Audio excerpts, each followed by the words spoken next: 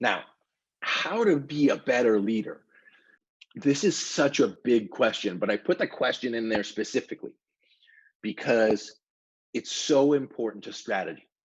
So, we have a strategy and leadership podcast because strategy is the art of actually selecting what you do and what you don't do. And then the leadership component is driving that forward. So, being a better leader means that people are following you. It means that people want to go where you're going and that people trust you. It also means that you're making the choices as an individual that people want to get behind. And as I've said a bunch of times, John Maxwell has a saying. He says, a leader with no followers is just going for a walk. So the question I have for you is, are you clear on where you're leading people to? Do they know where you're going? And if they know where you're going, do they want to follow you?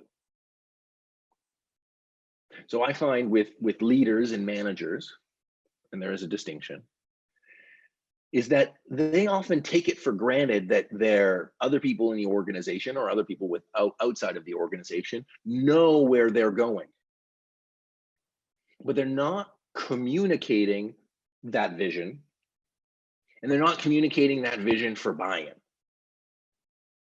So how to be a better leader? The number one thing is get really clear on where you're going and communicate it so people can buy in and understand where you want to go. The other piece of that is recognizing that people need to follow you.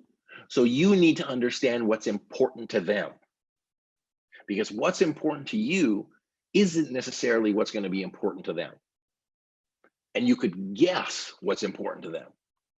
But effective leaders do a really good job of understanding what's important to their people quickly.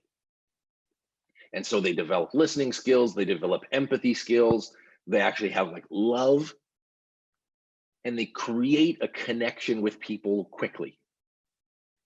So if you want to be a better leader, first, figure out where you're leading your people to. Second, communicate that. And third, really understand what's important to people and have them understand that you understand what's important to them. And then they'll follow.